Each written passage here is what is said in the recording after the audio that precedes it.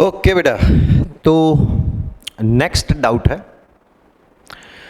two small particles A and B of equal masses carrying equal positive charges are attached to the ends of a non-conducting light thread of length 12. तो देखो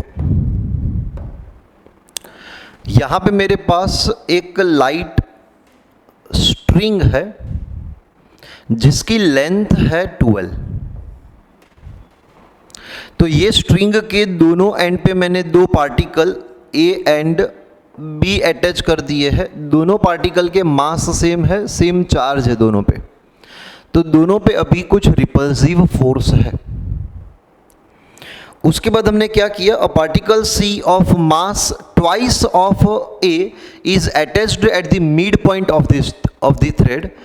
तो यहां पे mid point पे मैंने एक particle attach कर दिया है C, जिसका मास है डबल A एंड B के रिस्पेक्ट में।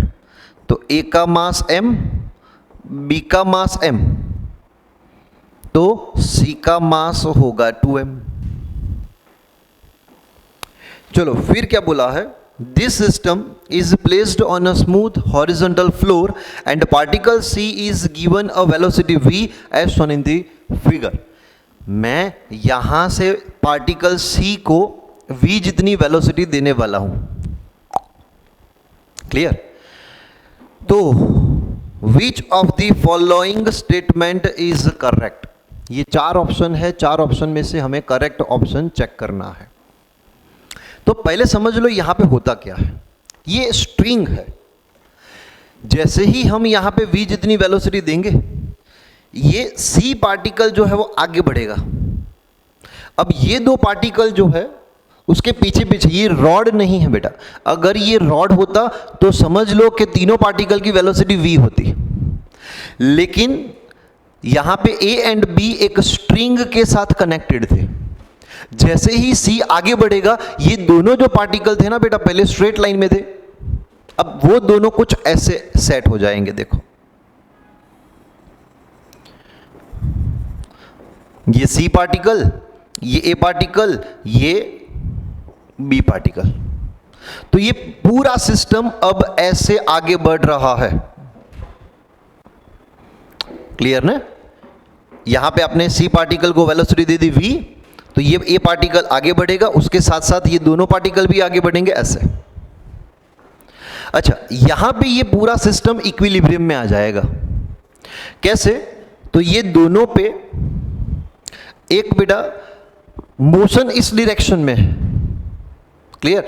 एंड सेकेंड पॉइंट कि दोनों एक दूसरे को रिपेल करेंगे, एंड ये रिपल्जन की वजह से एक इलेक्ट्रिकल फोर्स क्रिएट होगा। इस पे इस डायरेक्शन में इलेक्ट्रिकल फोर्स क्रिएट होगा।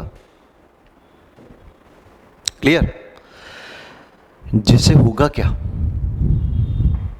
ये सिस्टम पूरा यहां पे इक्विलिब्रियम में आ जाएगा। अब ये दोनों एक दूसरे से नजदीक भी नहीं आ सकते, एंड अब यहां से दूर भी नहीं जाएंगे। क्लियर? अब इस कंडीशन में मुझे देखना है कि पूरे सिस्टम की वेलोसिटी कितनी है। तो एक सिंपल सा पॉइंट बेटा मैं ये दोनों कंडीशन में अप्लाई करने जा रहा हूं, law of conservation of linear momentum. मैंने पहले सिर्फ ये मिडल C पार्टिकल को वेलोसिटी दी है V जितनी, तो यहां पे ये दोनों पार्टिकल तो पहले रेस्ट पोजीशन में थे ना, तो इनके पास कोई मोमेंटम नहीं होगा। मोमेंटम किसके पास होगा? तो C के पास होगा। तो इनिशियल मोमेंटम हम लिख सकते हैं 2m इंटू V। चलो इज इक्वल टू, अब ये पूरा सिस्टम कुछ ऐसे आगे बढ़ रहा है। इसकी वेलोसिटी V डैश ले लो, इसकी वेलोसिटी भी इस डायरेक्शन में V डैश होगी, इसकी वेलोसिटी भी इस डायरेक्शन में V डैश होगी। अब पूरा सिस्टम एक साथ आगे बढ़ रहा है ये इक्विलिब्रियम कंडीशन में रहकर। तो इसका मोमेंटम होगा 2mv डैश, इसका मोमेंटम होगा mv डैश, इसका मोमेंटम होगा mv डैश। तो टोटल मोमेंटम कितना आया? mv dash, mv dash, 2mv dash, तो 2m m m, total 4mv dash.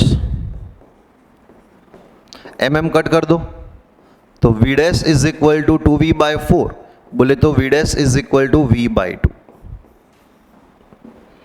तो पूरा सिस्टम v/2 जितनी वेलोसिटी से यहां से आगे बढ़ेगा ऐसे। अगर पूरा सिस्टम v/2 वेलोसिटी से आगे बढ़ता है तो समझ लो इसका जो सेंटर ऑफ मास होगा बराबर वो यहां पे कहीं पे होगा, तो वो भी v/2 वेलोसिटी से आगे बढ़ेगा। तो फर्स्ट ऑप्शन था बेटा अपना, the velocity of centre of mass of the system will remains constant during motion. हाँ, स्टार्टिंग में नहीं होगा, जब इक्विलिब्रियम सेट नहीं हुआ होगा तब। हाँ, इक्विलिब्रियम सेट होने के बाद सेंटर ऑफ मास की वेलोसिटी कांस्टेंट हो जाती है। उसके बाद है second point, at the instant of minimum separation between A and B there is no approach velocity. अब यहां पे बेटा जब इक्विलिब्रियम कंडीशन में आ जाता है ना, तब इसकी इस डायरेक्शन की वेलोसिटी जीरो होती है, इसकी इस डायरेक्शन की वेलोसिटी जीरो होती है, तो अप्रोच वेलोसिटी फिर उसके बाद जीरो हो जाती है। एंड और velocity of 3 particles are identical. हाँ, तीनों पार्टिकल की वेलोसिटी भी एक जैसी ही हो जाती है। थर्ड पॉइंट है, the velocity of centre of mass of the system will be v/2। तो तीनों ऑप्शन करेक्ट है। तो अपना फोर्थ पॉइंट है all of the above, A B C तीनों पॉइंट करेक्ट है। सही है।